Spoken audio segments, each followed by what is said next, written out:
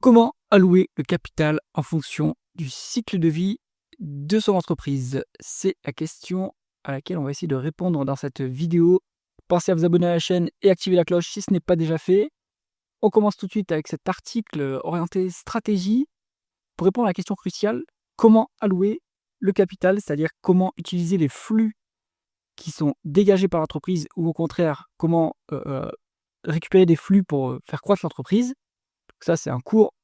C'est une, on va dire un article orienté stratégie qui m'a été inspiré par un cours qui a été donné par Xavier Fontanet sur BFM Stratégie. C'est le cours numéro 10. Je vous invite à fortement regarder toutes ces émissions. Elles sont vraiment très enrichissantes. Ça vous aidera à comprendre la stratégie de l'entreprise dans laquelle vous travaillez, mais également la stratégie des entreprises dans lesquelles vous investissez. Allez, on commence tout de suite avec cet article. Donc, chaque entreprise évolue dans un environnement où ses produits ou métiers suivent un cycle de vie marqué par 3 phases: croissance, stabilité et décroissance. Donc cette vision s'est inspirée de l'économie schumpeterienne, la destruction créatrice, où l'innovation en fait vient, l'innovation technologique, l'innovation scientifique vient décaler des marchés existants, vous pensez, la diligence avec le chemin de fer, l'ampoule avec, la bougie, enfin il y en a des millions d'exemples de disruption. Et donc, en fonction de la distribution, en fonction du marché dans lequel l'entreprise opère, eh bien, les croissances sont plus ou moins différentes.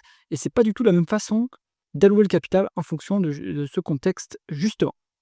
Alors, on commence avec, donc là, premièrement, un schéma en fait sur les cycles de vie d'un produit. Donc, il n'est pas très droit mon schéma, mais bon, je l'ai fait au mieux. Donc, la phase de croissance voit une nouvelle technologie ou un nouveau produit qui remplace un produit existant, qui offre à l'entreprise qui rentre sur ce marché l'opportunité de devenir leader. Mais ça demande une stratégie spécifique pour devenir leader. Ensuite, on a, donc ça c'est la phase ici, forte croissance. Ensuite, on a la phase de maturité, donc la croissance ralentie. On va dire qu'on a entre 0 et 5% de croissance ici. Ici, la concurrence s'intensifie avec des pressions sur les prix. Les marges sont sous pression. Les parts de marché sont plutôt resserrées. Ensuite, on a la décroissance, où on a une nouvelle innovation, un nouveau produit qui vient remplacer le produit sur lequel on opérait. Donc, il faut, à chaque phase du cycle, maximiser un objectif ou l'autre. Et il y a 2 objectifs à maximiser.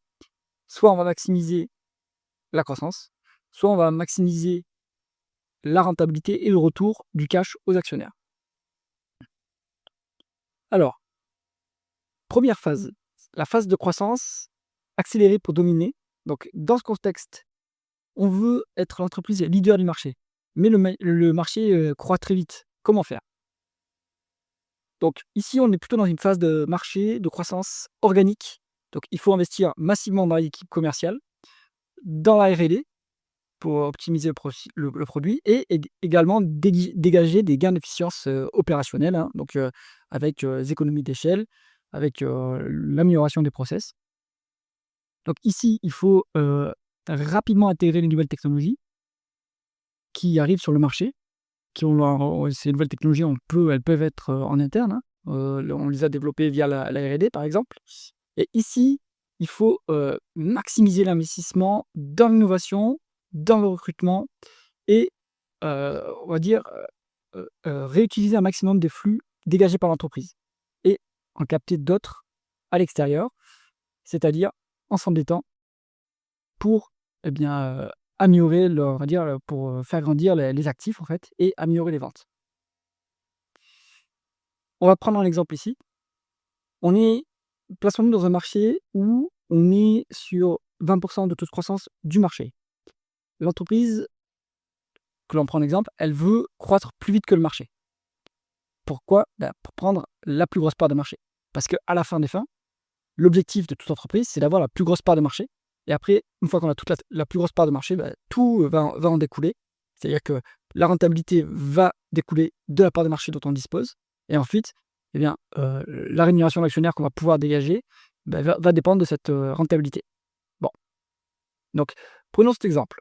Dans l'exemple ci-dessous, on va omettre le taux d'intérêt de la dette, pour simplifier les calculs. On a 3 ans. On va dire qu'on est soit année 1 de la phase de forte croissance, année 2, année 3.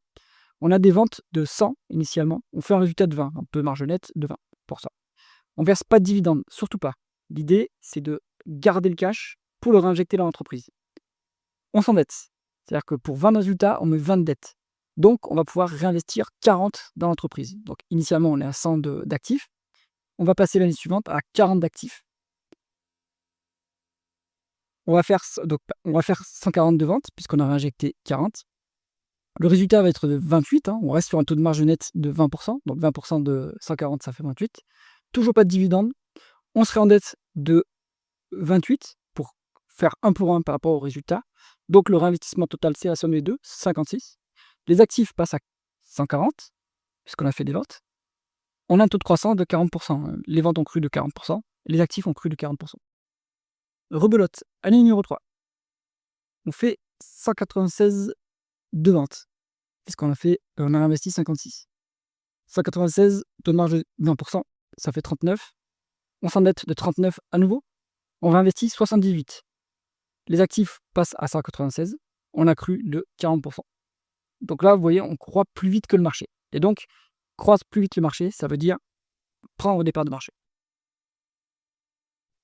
Exemple d'industries qui sont en forte croissance actuellement, on a toute l'industrie de l'intelligence artificielle, mais ils sont tellement rentables qu'ils n'ont même pas besoin de s'endetter pour croître très rapidement. L'industrie des semi-conducteurs également. Vous pouvez mettre le logiciel, en fonction ça dépend desquels logiciels. Il y a plusieurs sous-industries, sous-marchés dans le logiciel. Il y en a qui sont, par exemple, le CRM est en moins forte croissance que d'autres logiciels. Donc ça à voir au cas par cas. Maintenant, on passe à la phase suivante. Donc on se remet ici, hop, on est dans la phase de maturité.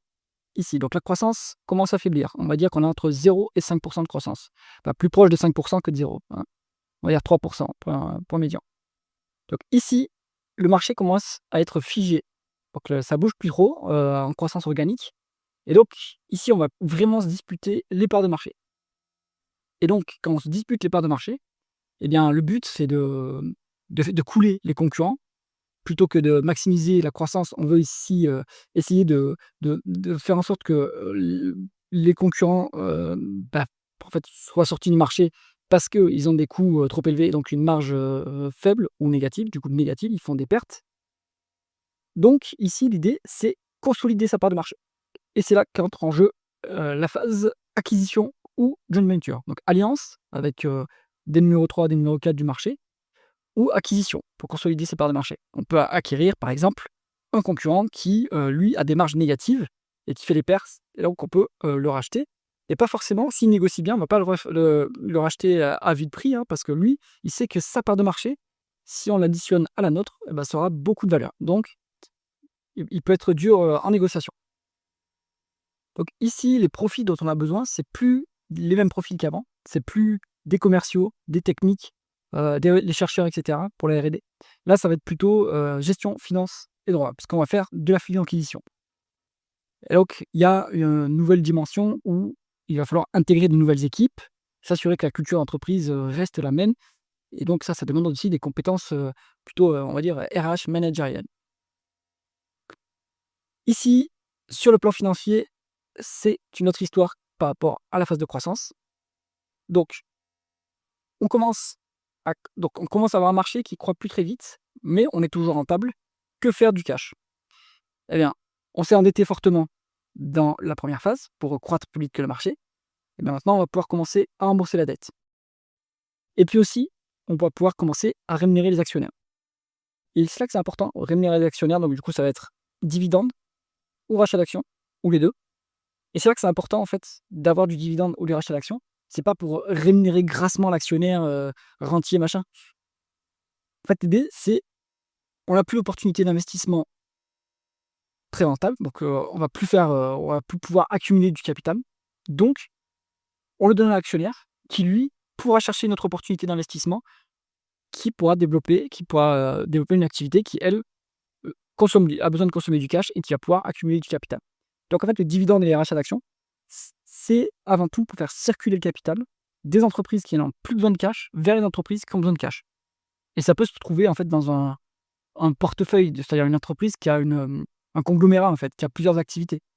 Même si la bourse aime moins les conglomérats, mais dans un conglomérat, il y a des activités qui sont en forte croissance, il y a des activités qui sont en faible croissance.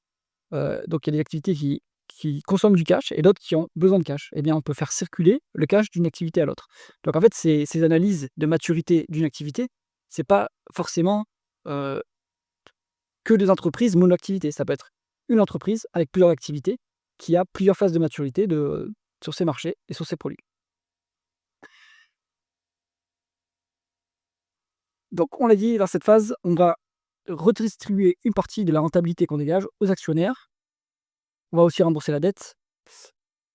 Et là, on peut se poser une question, mais en fait, que se passe-t-il si, on veut quand même continuer à réinvestir massivement dans ce marché qui croît, à 5 disons? En fait, ce qui va se passer, c'est que la demande est saturée déjà et donc si on injecte, massivement du cash pour augmenter des ventes, eh bien, on va faire s'écrouler les prix et donc la rentabilité va s'effondrer. Donc en fait, c'est, contre-productif. On se tire une balle dans le pied à réinvestir massivement dans un marché qui ne croît plus beaucoup.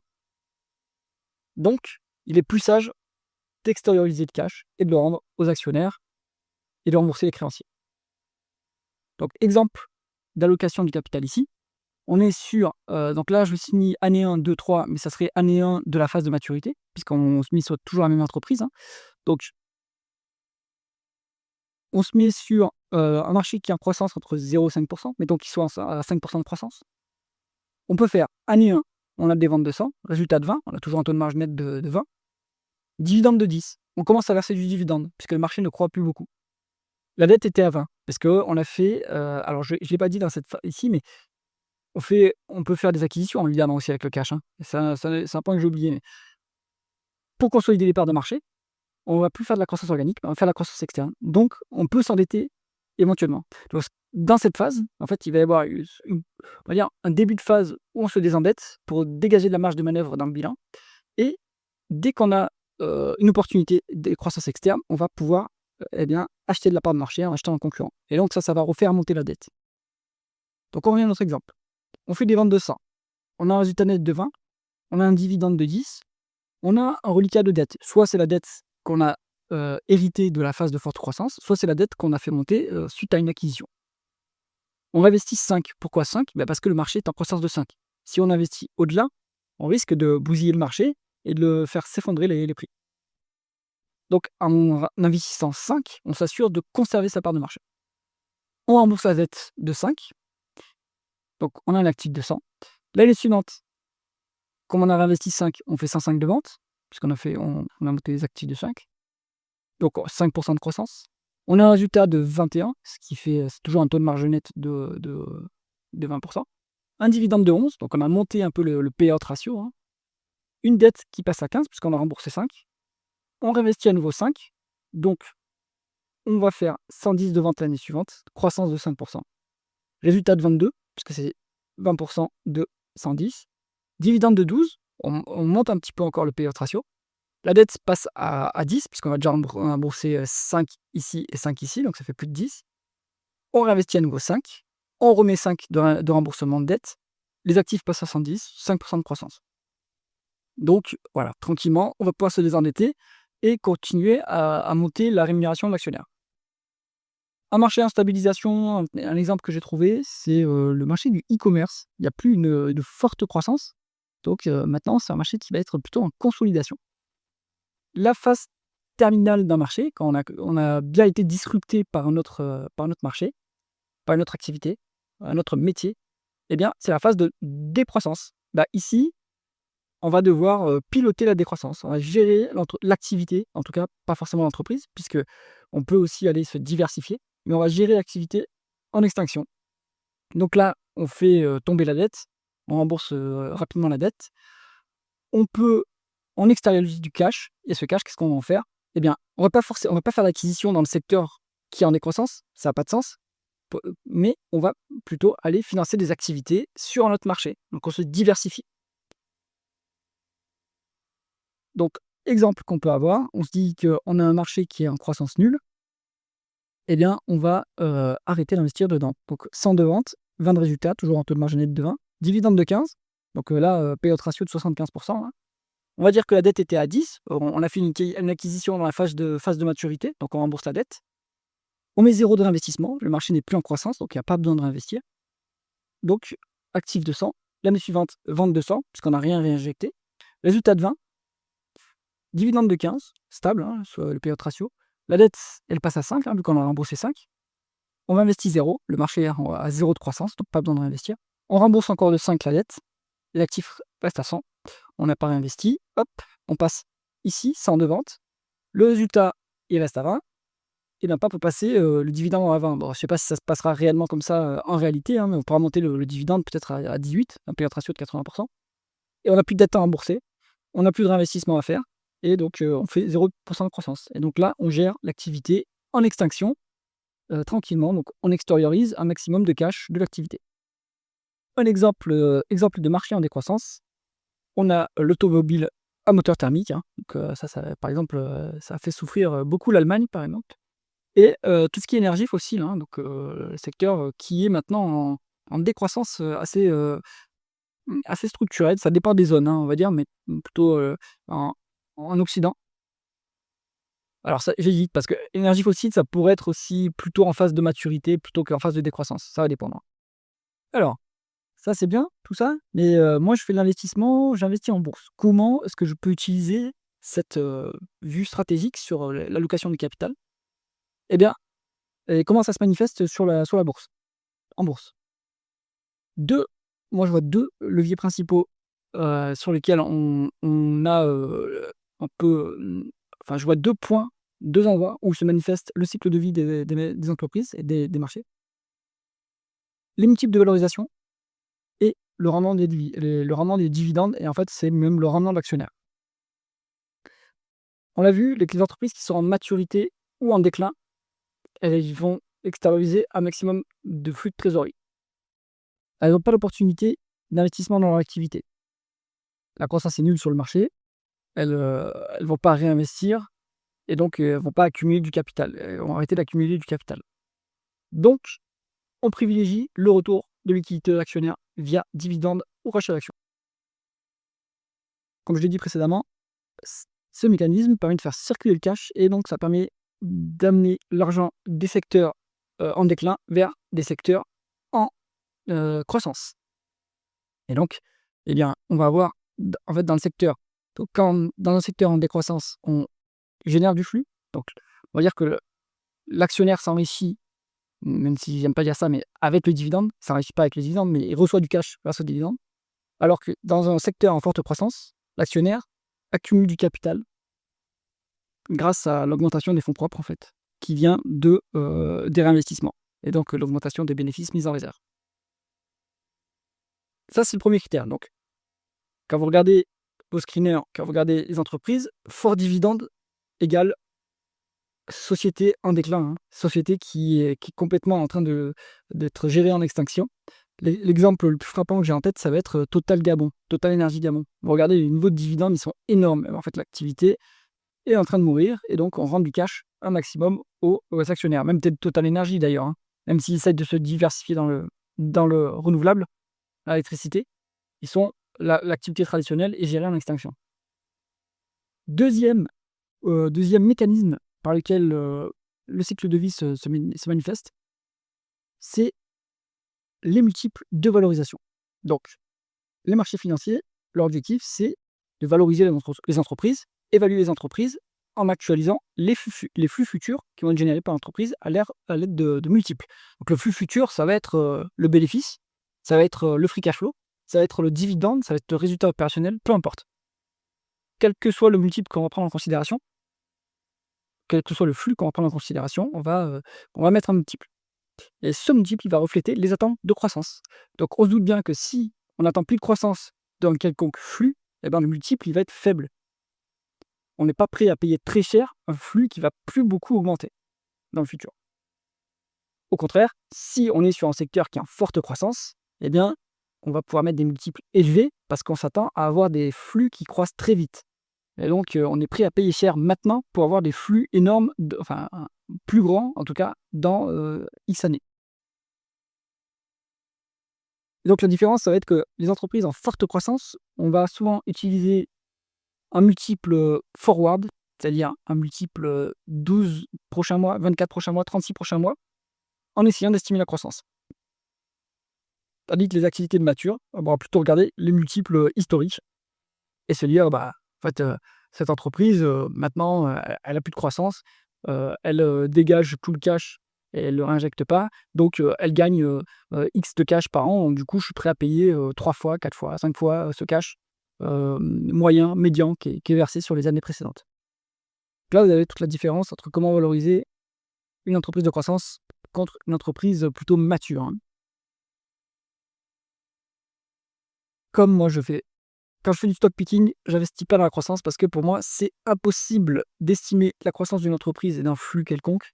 Donc, c'est pour ça que je suis plutôt value et naturellement, ça m'amène sur les activités qui sont plus ou moins qui sont qui sont dans cette phase, de maturité ou qui sont dans cette phase de déclin. Plutôt en phase de maturité, on va dire, hein, et parce qu'en fait, c'est dans ces zones-là qu'on trouve des multiples qui sont bas.